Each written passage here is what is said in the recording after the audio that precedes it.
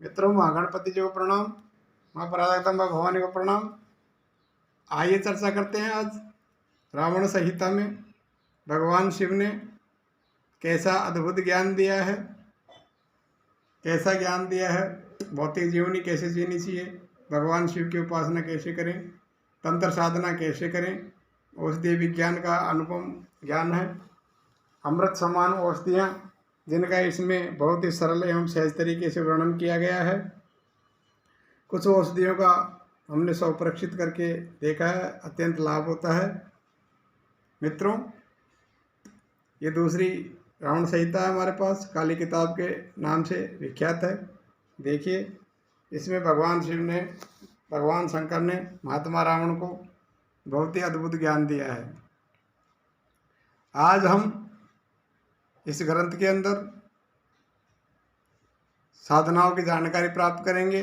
देवों की साधना कैसे करें, देवियों की साधना, यक्ष यक्षिणियों की साधना, अनेकों साधनाएं हैं। आज हम चर्चा करेंगे इस ग्रंथ के अंदर योगिनी साधना, जो साधक को भौतिक सुख प्रदान करने के साथ साथ आध्यात्मिक सुख प्रदान करती है। नाम ही उसका योगिनी है, तो महादेवी है वो। मित्रों, आगे चर्चा करते हैं योगिनी देवी की साधना का मंत्र क्या है एवं विधि क्या है। योगिनी की उत्पत्ति भगवती महाकाली के श्वेत कणों पसीने से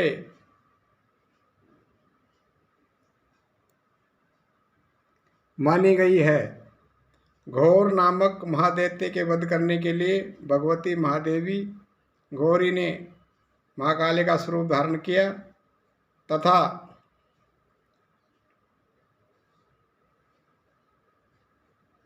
दैत्यराज का वध करते समय भगवती महाकाली के शरीर में से जो श्वेत बिंदु नीचे गिरे, उन्हीं के द्वारा करोड़ों योगिनियों की उत्पत्ति हुई थी। ये सभी योगिनियाँ भगवती महाकाली के अंश से उत्पन्न होने के कारण इन्हीं के समान शक्तिमान और अपने भक्तों को मनोअभिलाषा की पूर्ति करने वाली है। निर्मल योगिनियों में कुछ विशिष्ट गुणों एवं क्षमताओं का समावेश माना गया है। भूत डामर तंत्र में कहा गया है, योगिनी साधना की महाविद्या परम गोपनीय तथा देवताओं को भी दुर्लभ है। योगिनियों की पूजा अर्चना करके ही कुबेर ने धनाधिपत्य का पद प्राप्त किया था। यहाँ मुख्य 8 योगिनियों को साधना विधि का वर्णन किया जा रहा है।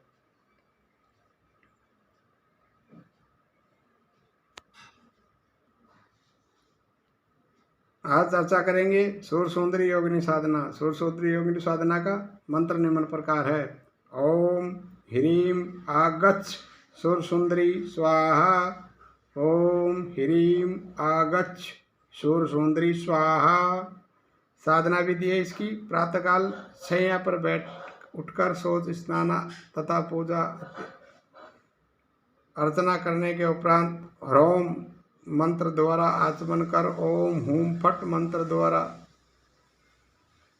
दिग्ध बंधन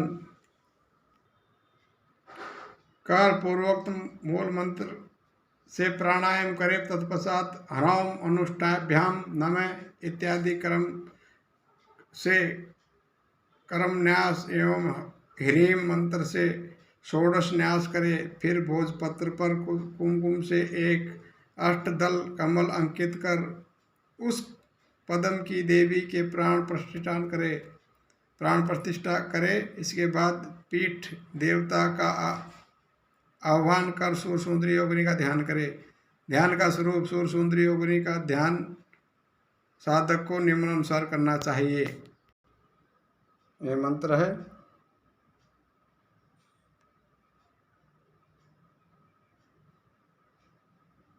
अर्थात सूरसुंदरी योगिनी जगत प्रिय है, उनका मुख चंद्रमा के समान सुंदर एवं गौरवर्ण है। विचित्र अवस्था में स्वर्ण भूषणों से अलंकृत तथा अनंत स्तनों वाली वे देवी सबको अभय प्रदान करने वाली है।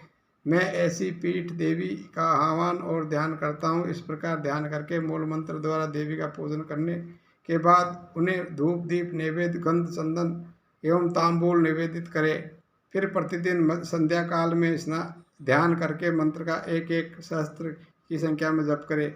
इस विधि से 1 मास तक नित्य जप करते रहने से अंतिम दिन बलि आदि विविध उपहार देवी द्वारा देवी को पूजन करें। जप की पूर्णता पर सुंदरी योगिनी अर्धरात्रि के समय साधक के घर प्रकट होती है। उस समय साधक पुनर्वरा एवं अर्धादि द्वारा उसका पूजन कर उत्तम चंद्रमा से सुशोभित पुष्प प्रदान करे तथा उनमें अभिलाषित वर देने की मांग करे।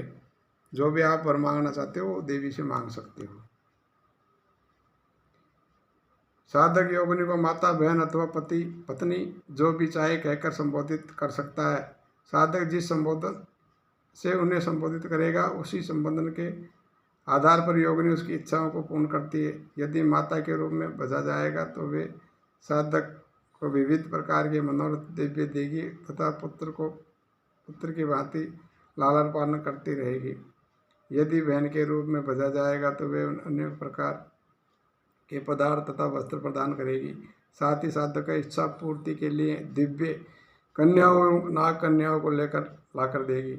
यदि उन्हें पत्नी के रूप में भी भेजा जाएगा तो साधक तीनों लोकों में विचरण करने में सामर्थ्य होगा। उसे प्रत्येक वस्तु के प्रति तथा प्रत्येक अभिलाषा की पूर्ति होती रहेगी, परंतु उस स्थिति में साधक को अपनी पत्नी अथवा अन्य किसी भी स्त्री के साथ सहवास नहीं करना होगा। वह केवल योगिनी के साथ ही शारीरिक संपर्क रख सकेगा, अन्यथा देवी क्रूर होकर उसका नाश कर देगी।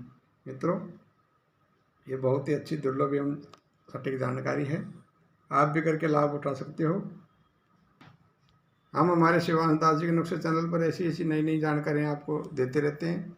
साधनाओं की साधना को पूर्ण श्रद्धा भाव से, सात्विक विचार से, सात्विक आहार से, बताई हुई विधि अनुसार मंत्र जाप करें एवं पूजा विधि अनुसार पूजा करें तो साधक पर ये देवियाँ, ये यक्ष यक्षिणियाँ जो भी साधना बताई गई है इसमें सरल भाव से साधक के सामने प्रकट होकर वर मांगने को कहती है। डरे नहीं और निश्चिंत होकर उनसे वर मांगे। मित्रों, हमारे शिवानंद दास के नुस्खे चैनल पर ऐसी नई नई जानकारी आपको देते रहते हैं। हमारे चैनल द्वारा दी गई जानकारी आपको अच्छी लगती हो चैनल को लाइक करिए, शेयर करिए और सब्सक्राइब करना ना भूलें, क्योंकि आपका एक सब्सक्राइब भी हमारे चैनल को नई दिशा देता है।